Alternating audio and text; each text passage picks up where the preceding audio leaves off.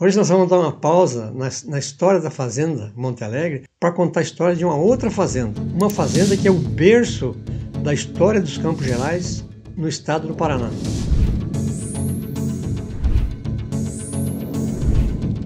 São mais de 300 anos dessa fazenda que nos ajudam a contar a história do tropeirismo, da arquitetura, da religiosidade, inclusive foi cenário de filmes. Olá, seja bem-vindo, bem-vinda. Eu sou o José Cassiano e você está no canal Prosa de Monte Alegre. Nessas andanças do canal Prosa de Monte Alegre, nós conhecemos a Gisele Zieski, que é uma profunda conhecedora da história de Castro e dos Campos Gerais, e ela nos contou assim a história e a grandiosidade contido nessa região, especificamente então na Fazenda Capão Alto. Achamos interessante, também contar a história do berço dos Campos Gerais na região de Capão Alto. A Fazenda Capão Alto, em Castro, ela compreende diversos aspectos da cultura paranaense e brasileira. Quando a gente pega o Tratado de Tordesilhas, então, nós temos o Brasil português e o Brasil espanhol. Então, nessa região, ela está situada, então, no Brasil português. E aí então surge a figura do sesmeiro. O sesmeiro é aquele que administrava uma sesmaria. Especificamente em 1704, ele recebe de Portugal documento. Então ali foi feito um loteamento com várias sesmarias. Pedro Taques de Almeida, ele recebe então em sesmaria a fazenda Capão Alto. O que ele podia fazer? Habitar e produzir. Então, logicamente, nesse tipo de processo existe então a contrapartida. O sesmeiro recebia terra, ele produzia, ele podia habitar, e o que ele produzia, provavelmente ele tinha alguma taxa, alguma devolução, para a contrapartida, então, justificar a sua permanência ali. Então, o primeiro dono é o Taques. Quando o filho dele, ele se desfaz, ele vende aos carmelitas, a ordem carmelita. Quase 50 anos depois de ele ter recebido, o filho negocia então com os carmelitas. A ordem carmelita, ela já estava estabelecida no estado de São Paulo, em São Paulo, acho que na região de Campinas, Eles vêm e compram e já começam a fazer as mudanças, as modificações, alterações e tal. E uma coisa que no primeiro momento incomodou a ordem carmelita ali, então foi em Algazarra, porque ali nessa região do rio Iapó, a margem ali, havia então assim chamada Pousada do Iapó, que é bem próximo ali da Fazenda Capão Alto. Então o que eles resolveram daí? Fazer uma capela mais abaixo, onde seria então depois a cidade de Castro. Então, para se livrar do incômodo do viajante que chegava ali, e para eles invadiam a privacidade, então eles preferiram então deslocar uma capela mais para baixo, chamado Val, Val é um lugar onde faz a passagem do gado e tal, quando o rio está baixo, Então as ruínas da capela se localizam logo atrás do casarão, O que a gente conhecia assim como freguesia é uma palavra que vem do latim e significa então assim filhos ecclesia, então filho da igreja. Então, porque normalmente essas comunidades elas surgiam em volta de uma capela, não necessariamente que eles professassem aquela religião, mas era uma forma do nascimento da comunidade. Pelo andar, assim, usando então, primeiro ele surgia como freguesia, depois passava como vila, Como vila ele já tinha as autoridades e tal, daí ficavam então os vilarejos, e assim que surgiram essas cidades. A região dos Campos Gerais é composta por 19 municípios, sendo então o município de Castro o mais antigo, com mais de 300 anos, depois Ponta Grossa, que recentemente fez 200 anos, e o município de Tibagi, que tem 150 anos. Então, a partir desses 3 municípios é que surge então a região dos Campos Gerais. Existe uma coisa interessante aí, que é a influência do povo holandês. Além do tropeirismo, tem a influência então do povo holandês, que são excelentes agricultores, e criadores de gado leiteiro e tal, que eles entram nessa história ali por volta de 1911. Então eles vêm trazendo a sua cultura, vêm trazendo o seu conhecimento, e isso vai ajudar sobremaneira o desenvolvimento da região. Conforme então esses ciclos, o andar, nós vamos ver agora dentro de um bate-papo na própria fazenda Capão Alto.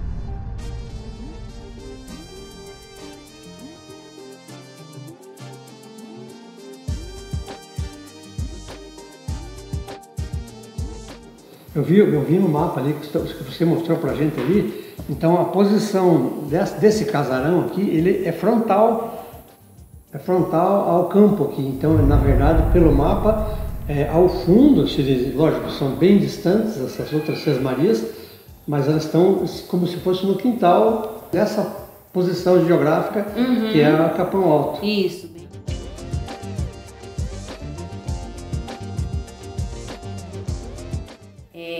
Pedro Taques de Almeida, daí veio os padres carmelitas, né? Daí os padres carmelitas trouxeram os escravos da África do Sul. E eles prometeram para esses escravos que eles iam viver aqui, na fazenda Capão Alto, para sempre. Que ninguém nunca ia tirar eles daqui, que eles iam viver daqui. Aqui era parada de tropeiros, os tropeiros era caminho deles. Eles vinham lá do Rio Grande do Sul, daí paravam aqui, porque todo ano eles iam para uma feira anual de venda de mulas, lá em Sorocaba. Então, eles passavam aqui na fazenda Capão Alto, paravam para descansar, porque aqui tinha pastos abundantes, né, os animais, e eles andavam com muitas mulas. Daí os padres viviam aqui com os escravos, eles viveram com 20 anos, mais de 20 anos. Daí, eles, quando o rio Iapó estava cheio, quando estava muito chuvoso, o rio estava cheio, aí eles tinham que ficar aqui, parar, até o rio baixar. Para poder cruzar e seguir viagem. E às vezes acabava demorando. E eles, como eles eram muitos homens, eles faziam muita roda de viola, era o costume deles. Faziam muito barulho, faziam umas baguncinhas que os padres não gostavam.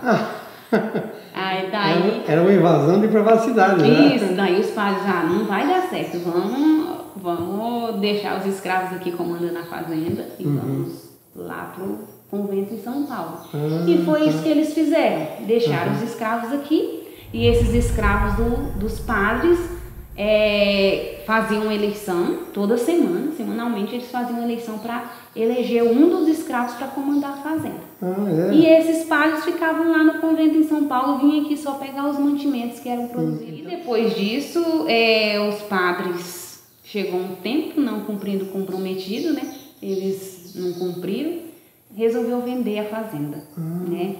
E vendeu a fazenda. Mas só uma coisa, então, quando esses estavam se tornando incômodos, um pouco de bagunça que os viajantes faziam, mas daí eles continuaram aqui, ou eles se deslocaram para outro lugar? Os viajantes que... Você falou que eles esperavam o rio baixar, mas nesse período eles ficavam por aqui. E os padres ficaram incomodados. Isso, e saíram daqui. Eles saíram daqui. Ele pediu para fazer os padres pediram para fazer uma capela lá na cidade, né, para poder eles ir para lá, já para eles sair daqui, só que eles já tinham saído daqui, sabe? Daí foi que surgiu a capela. Nossa Senhora do Carmo. A Nossa Senhora do Carmo. Nossa Senhora do Carmo, era a santa devota dos escravos, né? Os escravos eram muito devotos à santa Nossa Senhora do Carmo. E eles não queriam sair daqui. Essa empresa que comprou a fazenda queria só os escravos. Ela não tinha interesse nas terras da fazenda Capão Alto. Ela tinha interesse nos escravos. Como era mão de obra barata, né? Daí eles queriam levar esses escravos para ser escravizados lá em São Paulo. Naquele tempo eles estavam fazendo aquelas linhas de trem e eles queriam levar os escravos. Daí os escravos alegavam para essa empresa que era muito devota à santa, né? Nossa Senhora do Carmo, que a santa não queria que eles saíssem daqui. Eles eram trabalhadores, eles não eram escravizados. Daí, eram remunerados e tal, tinha... Na realidade, eles viviam daqui. Então não tirava sustento. Isso, não é que os padres pagavam eles. Eles viviam aqui. Tiravam sustento. Isso, tiravam o sustento deles aqui. Mas daí a empresa não queria saber, como eles não quiseram ir por bem com essa empresa. Eles chamaram a polícia de São Paulo de Curitiba para poder estar tirando esses escravos daqui, à força, né? Daí nessa teve um confronto com a polícia. Muitos morreram no confronto, muitos escravos da fazenda Capão Alto. Outros conseguiram fugir, Até hoje tem quilombo organizado dos descendentes da fazenda Capão Alto, na Serra do Apom, no Sucavão. Então hoje dentro do município de Castro ainda existe algum resquício de quilombola ou quilombola mesmo? Tem quilombolas, tem. Comunidades quilombolas. Comunidades quilombolas. Você tem notícia, por exemplo, nesse período, antes da chegada forte do tropeirismo, a economia aqui, o que eles faziam? Você tinha a criação de gado, faziam queijo. Eles criavam de tudo um pouco e plantavam também de tudo um pouco. Aqui era produzido muita coisa, milho, feijão, sabe? E muita coisa que eles produziam aqui. É porque, assim, é interessante comentar essa passagem, né? Porque o período muar, né? O período das tropas que levavam, como você falou, as tropas que saíam do Rio Grande do Sul até Sorocaba, né?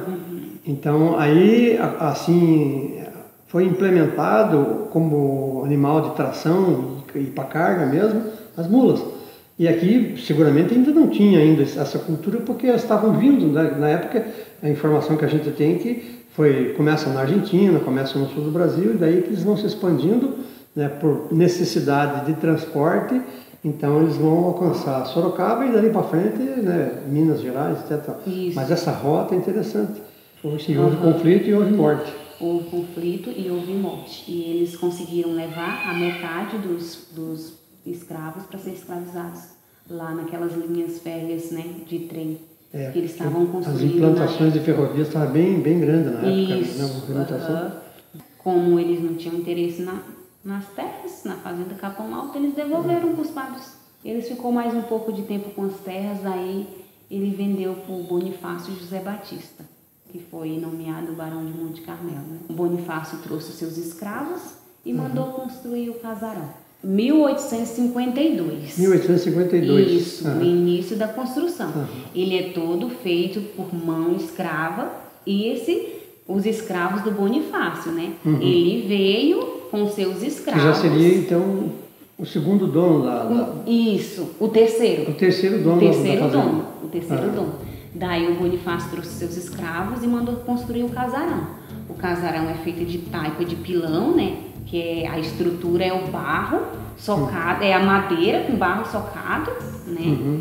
E ele foi feito mais ou menos a construção com uns 18 anos, eu acho. Mais ou menos uns 18 anos. 18 anos? Para ficar pronto, né? De 1852 a 1870.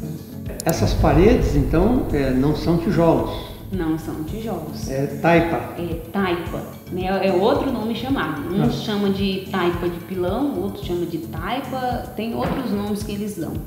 Daí é muito larga as paredes.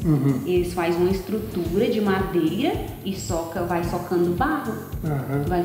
Depois, se vocês puderem filmar, tem um porão e vocês vão ver a largura que é essas paredes, né? Que eles faziam de madeira com barro socado. Por isso que eu não sei se vocês estão sentindo, é bem ventilado, bem fresco, né, aqui dentro, porque não dá calor. É quase como estar dentro de uma moringa, né, de barro. E outra coisa que eu vou dizer para vocês, se vocês prestarem atenção, aqui é uma construção de mais de 150 anos. Imagina, será que se fosse de tijolo estava de pé? Pois é. Né? Pois é. Só sendo feito de taipa de pilão mesmo para aguentar tanto tempo. Tem a sala de festas, que é essa que a gente tá, né? Tem vários quartos. Agora no momento só se contar para não poder dizer para vocês. Não tem problema. Mas tem vários quartos e os quartos são interligados ao outro, né? Que naquela época não tinha privacidade, né? Só mesmo do barão, que era na parte de cima. Aí tem uns quartos que chamavam os quartos das virgens, que era no meio da casa, né? Quando tinha festas, eles trancavam as virgens ali para não ter nem acesso nem às janelas, para não ter perigo de ninguém roubar, né? Porque naquele tempo tinha muito disso, né? Das pessoas roubarem as filhas, né? Daí naquele tempo não existia vaso, né? Era como era chamado, no pinico, né? No guinó, é o pinico, eles faziam isso. Tem aquele quarto, aquele banheiro ali, e tem algumas encanações, mas já é do tempo dos outros donos, mais moderno, né? Que já tinha encanação de água, tudo, ligação de água. Mas no início mesmo da construção aqui não tinha energia, não tinha água, era tudo no lampião, na lamparina. Como eu falei para vocês, veio o Bonifácio, né? Daí depois do Bonifácio passou para os seus filhos, daí por último a neta dele, que o nome dela era Evangelina. Ela casou com um castrense, Dr. Javerte Madureira, e o Dr. Javerte Madureira veio a falecer, depois a Evangelina continuou com a fazenda. Só que a Evangelina fazia muitas festas aqui na fazenda Capão Alto. Vinha gente de vários lugares, vinha gente de São Paulo, de Minas Gerais, Rio de Janeiro, vinha gente de vários lugares. Tem até foto, né, dos carros encostando ali na frente, vinha gente, muita gente de vários lugares para as festas que ela fazia aqui. Era um point. E esse aqui era a sala de festas. Daí ela acabou de tanto fazer festas e fazia jogo também, junto, tinha jogo. E ela ia pedindo muito dinheiro emprestado, acabou se endividando com um bancário, Vicente Fiorello, que era um bancário daqui de Castro. E ela, infelizmente, perdeu a fazenda. Em troca da dívida, o Vicente Fiorello teve que pegar a fazenda. Ela comprometeu o patrimônio. Em troca dessa dívida. Daí o Vicente Fiorello veio e fez algumas mudanças aqui na fazenda. Na época não era tombada, né? Essas partes que tem cimento, foi ele, né? Ali nas ruínas das senzalas vocês viram, não sei se vocês já deram uma volta lá, tem lá escrito queijaria, ele fez uma queijaria ali naquela parte, né? Que já não tinha mais escravos, né? No tempo do Vicente Fiorello. Daí depois do Vicente Fiorello, passou para a Fundação ABC, Cooperativa Castrolanda, isso abreviando a história para vocês, né, para não ficar muito longo. Ficou também sendo um tempo fazenda experimental, né, e em 2001, o seu Kobe Peta, que é o atual dono, resolveu comprar a fazenda. Né? Ele é muito amante de história, o seu Kobe, ele gosta muito da fazenda.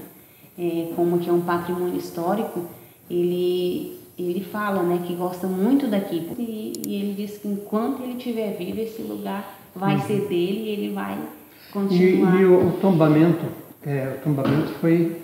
O tombamento foi 1980. 1980. 1980. Daí ela é tombada, né? Tá passando também pro tombamento federal. Tá.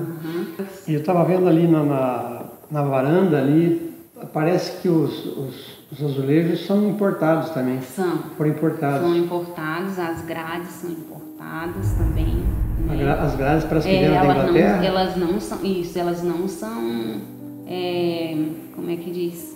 Elas não são soldadas, né? Elas não são feitas com solda. E se vocês puderem ver na parte de fora, vocês podem avistar a cidade, né? Lá, na parte do quarto também, que o Barão mandou construir. É uma visão perfeita, assim, para ver a cidade lá de Por Castro. isso, Capão Alto. Isso, por isso Capão Alto. Mas essa história é bem interessante, ela é muito mais ampla, né?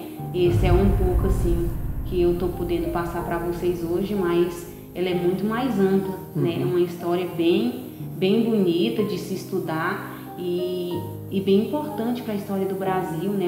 É um patrimônio que vai poder conhecer, né, esse patrimônio histórico que é tão importante, né, que é a Fazenda Capão Alto. É muito importante para a história de Castro, dos Campos Gerais ao todo, né, manter esse lugar de pé, né? Exatamente. E para quem como é que a gente pode dizer, castrense, quem é dessa região dos Campos Gerais, é uma história que é um lugar que é muito importante. É obrigatório. Isso, é obrigatório cuidar, amar, né, o lugar. E divulgar também a fazenda, né? Porque vem gente de vários lugares, de vários países e se maravilha com o lugar. A gente entra na casa, a gente fica imaginando, né? Naquela época, como que era, né? Com a baronesa, como se vestia. E você fica imaginando, né? Você entra na história. Sim, Michele. Eu dia que estava ali na frente, no estacionamento, daí eu olhei no chão, achei uma moeda de 10 centavos, né? Daí eu achei uma moeda, mostrei para o pai, assim, ele falou assim, é antiga? Eu falei assim, não, é do futuro. Porque pelo lugar que a gente está, imaginar o que aconteceu aqui. E você se vê lá na frente com uma moeda de 10 centavos, então, não, ela é do futuro, né? Porque é engraçado, né? E eles imaginavam o que do futuro para essa fazenda? Né? Desenvolvimento econômico, Michele, que essa região aqui em volta da fazenda é fantástico. Aqui tem tudo. É a maior bacia leiteira do Brasil, é Castro. No caso, assim, também houve o impulsionamento dos holandeses, a chegada dos holandeses. Isso, os imigrantes, né? Para eles foi favorável, porque a topografia é boa para você criar, fazer, isso. Né? E eles tinham tecnologia, né? E tem a tradição mesmo, né? Que é desse povo, né? Então, isso. Que teve uma pesquisa aqui, né? Veio um arqueólogo, né? E fez uma pesquisa aqui. Tem até um buraco ali, foi feito pelo professor Igor, em 2014. Eles começaram essa pesquisa, né?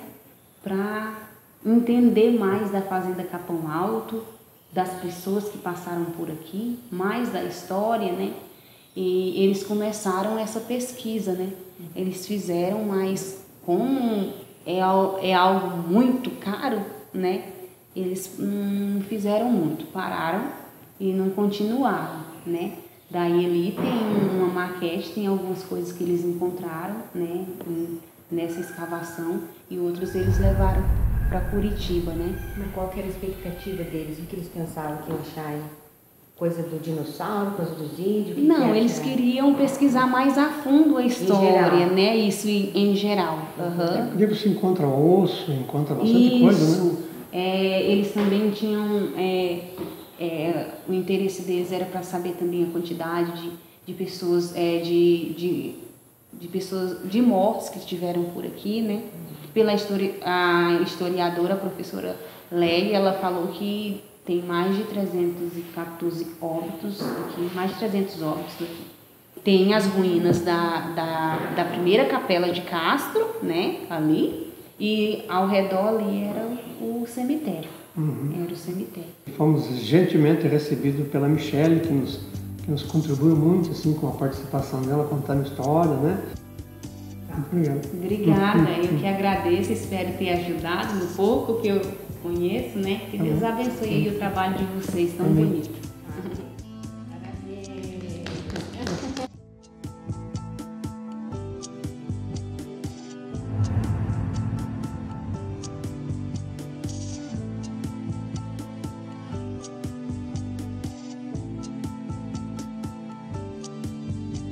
Vamos deixar então o nosso agradecimento à Michele, né?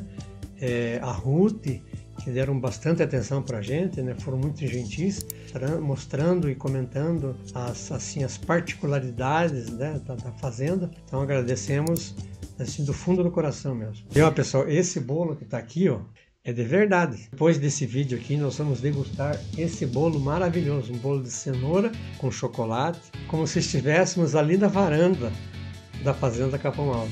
Então, se você gostou, agradecemos por ter ficado conosco. Se você quiser saber mais informações aqui da nossa região, vamos deixar um vídeo aqui no final. E ali nós vamos mostrar para você então um ranking da micro-região de Telêmaco Borba.